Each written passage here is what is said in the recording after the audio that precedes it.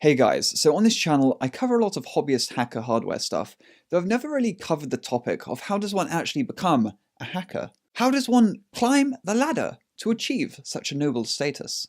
Well, that's something I'm going to be covering today. I'm going to be documenting my journey of becoming a hacker, right after we hear about something every hacker needs. Malduino is the Arduino-based bad USB. Inject keystrokes at lightning speed, gain a shell, change someone's desktop wallpaper. With the elite version, simply store and select between up to 16 different scripts on a microSD card. To find out more, see the link in the video description.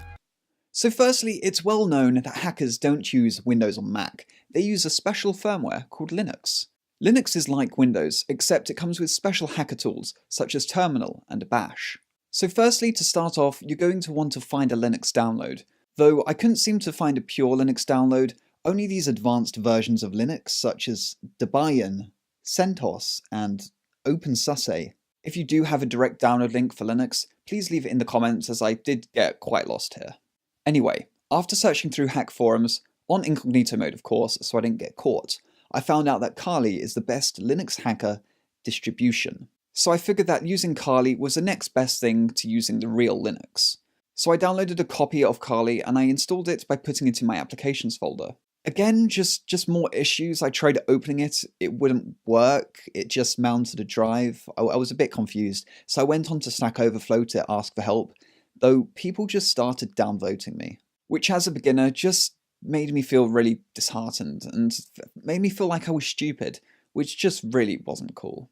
All of this just got me really frustrated, so I ended up just going to eBay and buying a genuine copy of Kali. If you do decide to do this, just remember that Kali is classed as an illegal substance, so it could get you VAC banned if the authorities find out you're using it. Eventually it arrived. It looks like just any normal CD, but they disguised it from being a hacker tool by putting a picture of a green penguin on the front, along with some gentlemen wearing various monochromatic coloured hats. Only then did I realise that my laptop can't do CDs. To be honest, at this point, I really just considered giving up. I'd spent over $50 on a hacker disk that I couldn't even use, and over $2,500 on a laptop that can't even do CDs. So for the rest of this video, I am going to have to put up with just using macOS. It's not ideal, though it has come to be my favourite Linux distro. Also, it does come with hacker software such as Terminal and TextEdit, so it's not a complete disaster. So now I'm ready to start hacking, though I'll need to get some hacker gear and set up my workspace. You'll know from the movies that hackers have multiple monitors. I spent all of my money on one 1440p 144Hz gaming monitor. It may have cost me more than 3 lesser monitors, but it does have a way higher refresh rate, so my response times when hacking into mainframes is just going to be so much faster. Also, I paid $200 extra for the version with G-Sync, so I won't get screen tearing when typing really quickly, though I haven't been able to figure out how to get G-Sync working on my MacBook. If you know how, please do let me know in the comments. To be a real hacker, you need to know how to use hacker hardware, so I figured I would test my skills by making some USB dead drops. That means getting a bunch of USB sticks and leaving them lying around. When someone picks one up and puts it in their computer and opens the virus, bam, instantly pwned. So I went over to eBay and spent my entire student loan on 2,000 USB sticks. Eventually they arrived and I opened the box with intense trepidation. Though what's really annoying is that the seller forgot to stick the actual electronics bit onto the USB connector, so they don't really do anything when you plug them in. So all I have is a bunch of worthless connectors, I guess. He's not responding to my emails, and I obviously paid with Bitcoin because I'm trying to be a hacker, so I don't really know how I'm going to get my money back here. At this point, things really started to look bleak, though I figured I should at least try and learn how to do programming since hackers tend to do a lot of that. Using some YouTube tutorials, I learned up to if statements in Java, but everything after that seemed to get a bit tricky. But anyway, I figured I was at least a level 4 programming, so I thought I should join a hacker gang to put my skills to use and become at least a junior level hacker.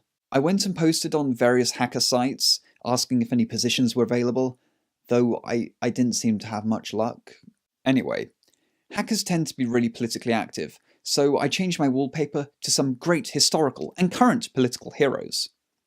Perhaps I'd be more accepted in the community if I came across as more woke.